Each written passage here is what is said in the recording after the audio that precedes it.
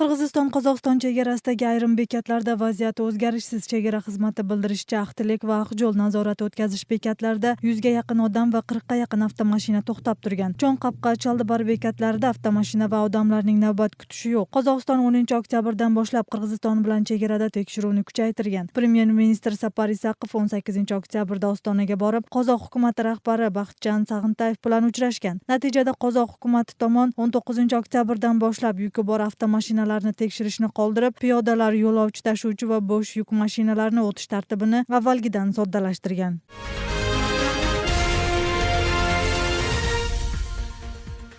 Qirg'iziston-Qozog'iston chegarasidagi vaziyat muhokama qilinadi. Qirg'iziston bilan Qozog'iston o'rtasidagi savdo-iqtisodiy hamkorlikdagi munosabat ikki o'lkaning premyer ministrlarining ikki tomonlama so'zlashuvlaridan keyingi natijasi nomli davra suhbati 24 oktyabr kuni Bishkek shahrida bo'ladi. Hukumatning xabariga ko'ra, unga tegishli davlat organlarining yetakchilari va xodimlari, diplomatlar, mustaqil ekspertlar, siyosatchilar ishtirok etadi. Tadbirda savdo-iqtisodiy hamkorlik yo'nalishi bo'yicha Qirg'iziston bilan Qozog'iston o'rtasidagi holat, hozirgi chegaradagi vaziyat, hukumat darajasidagi ikki tomonlama so'zlashuvlarning natijalari muhokama qilinadi.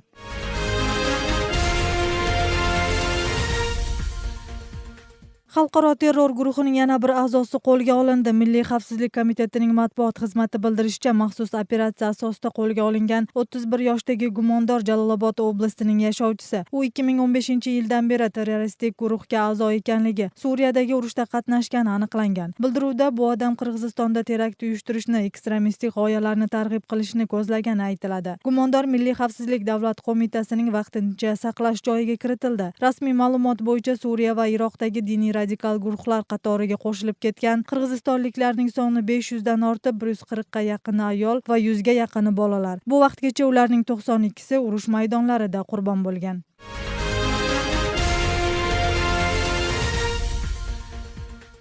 Toshkent, Andijon, O'sh, Qashg'ar yo'nalishi bo'yicha avto yurish o'tkaziladi. Bu haqda Qirg'iziston bilan O'zbekistonning prezidentlari telefon orqali so'zlashuvidan keyin ma'lum bo'ldi. O'zbekiston prezidenti Shavkat Mirziyoyevning rasmiy sayti yozishicha, Toshkent, Andijon, O'sh, Irkeshtom, Qashqar yo'nalishi bo'yicha qatnovga ko'rilayotgan tayyorgarlik birgalikda muhokama qilinadi. Davlat rahbarlari Qirg'iziston bilan O'zbekiston orasidagi hamkorlikni rivojlantirish va bu vaqtgacha tuzilgan shartnomalarni amalga oshirishni o'rtaga tashlashdi. Aniqlanmagan chegara qismlari bo'yicha kelishuvga tez orada qo'l qo'yilishidan manfaatdorligini bildirishdi. So'zlashuv Qirg'izistonning tashabbusi bilan bo'lgan.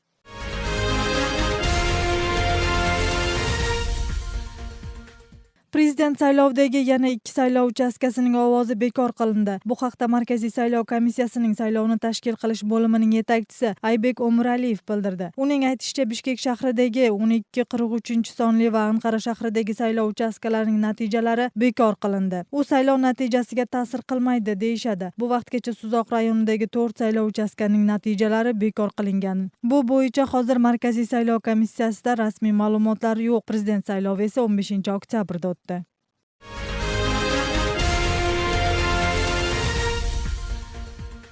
Jo'g'org'i Kengashdagi Atamaken fraksiyasining lideri Almanbek Shixmamatovning sudi bugun davom etadi. Bosh prokuratura Milliy xavfsizlik davlat qo'mitasidan olingan materiallar asosida Almanbek Shixmamatovga va Hisob palatasining sobiq auditori Jusuf Imanaliyev bilan Qirg'izistonda yashagan nemis fuqarosi Ali Yukselga bu yil 17 fevralda Jinoyat kodeksining 303-moddasi bo'yicha jinoiy ish qo'zg'algan. Shixmamatovga 2011-yil Hisob palatasining auditori bo'lgan vaqtda muassasadagi bir qancha mas'ul amaldorlar bilan yashirincha til biriktirib, xizmat mashinasini sotib olish uchun qalbaki tender o'tkazishda ishtirok etgan, lavozimni suiiste'mol qilgan degan ayb qo'yilmoqda.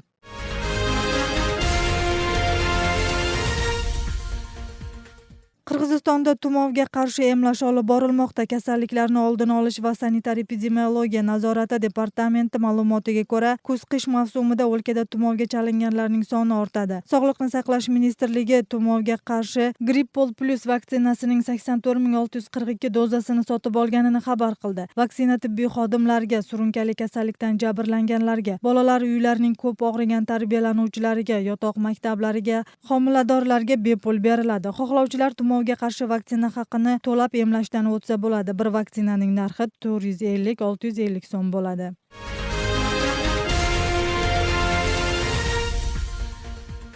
Tadbirkorlarni asossiz tekshirish kamayadi. Bunday buyruqqa Prezident Almazbek Atambayev qo'l qo'yib, bu qonun kuchga kirdi. Bu vaqtgacha ayrim organlar tadbirkorlarni har yili kamida 4 marta tekshirishsa, yangi o'zgarishga ko'ra 2 marta nazorat qilinadi. Birinchi marta faoliyat boshlagan tadbirkorlar 3 yilgacha barcha tekshiruvdan ozod qilinadi. Bunday tashabbus iqtisodni ko'tarib, Yevrosiyo iqtisodiy ittifoqi bozorlariga tovar yetkazishga sharoit yaratadi. Davlatda tadbirkorlikning turlari keng tarqalmoqda. Bu albatta birinchi o'rinda yangi ish o'rinlari bilan ta'minlansa, ikkinchi tomondan davlat g'aznasiga ko'proq soliq to'lanadi degani. Qirg'iziston Yevrosiyo iqtisodiy ittifoqiga a'zo bo'lgandan beri hukumat tomonidan tadbirkorlikka alohida e'tibor qaratila boshladi. Sohani bundan ham rivojlantirish maqsadida mavjud qonun loyihalariga o'zgartirishlar kiritilib, natijada tadbirkorlikda noqonuniy tekshiruvlar soni kamayadigan bo'ldi.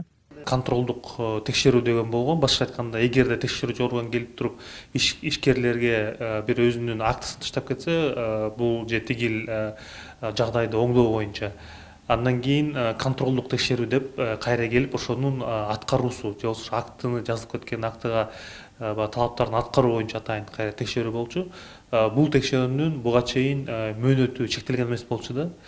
Бул дагы абдан көп мындай коррупциялык элементтерге шарт бергендиктен биз муну дагы чектөөнү киргиздик.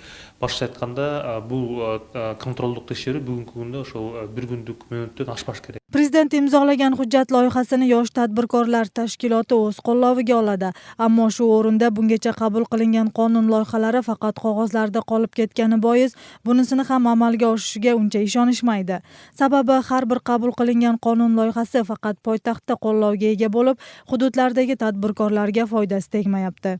Региондорду карап көрсөк, ишкер ошондой бир көйгөй болгондо же мыйзам болгондо же бир кеңеш ала турган учурларда кимге кайрыларын билбейт. Мисалы, ошол эле Баткенди, ошол эле Бишкекти карап көрсөк, Ошту же Нарынды карап көрсөңүз, ишкерлер менен иштеген же атайын бир борборлор же атайын бир мындай өкмөт өкүлдөрү жок. Ayni vaqtda ba'zi bir ishxonalar davlat tekshiruvlarining boisi ostida o'z faoliyatini to'xtatgan. Sababi jamoat orasida mazkur organlar faoliyatiga tanqidlar ko'paytiriladi. Shu sababli tahlilchilar hukumatning bu qarori to'g'ri bo'lganini aytib, bundan buyon tadbirkorlik yana ham rivojlanadi degan fikrda. Bürokratiyalык тоскоолдуктар болбош керек. Бир эле актыны деп коет, азыр бүт документтер бир жерден эле кабыл алып, ошол дагы берип аткан документтердин мөөнөтү кыска убакытта болуш керек да. Же болуп отурган болсо, ушул чакан жана орто бизнеске абдан ыңгайлуу шатыш керек. Ошол себептен ошондо гана бизде ушул тармак өнүгө баштайт. Бирок акыркы учурдагы маалыматтарга карасак деле, өзгөчө чакан жана орто бизнестин көрсөткүчтөрү абдан жакшы. Кээ бир тармактарда 1,5–1,8 эсеге көбөйгөндөр бар. Qabul qilingan qonun loyihasiga ko'ra yangi faoliyat boshlagan tadbirkorlar 3 yilgacha barcha tekshiruvlardan ozod qilinadi. Bunday qaror iqtisodni yana ham rivojlantirib, Yevrosiyo iqtisodiy ittifoqiga mahsulot olib kirishga sharoit yaratadi.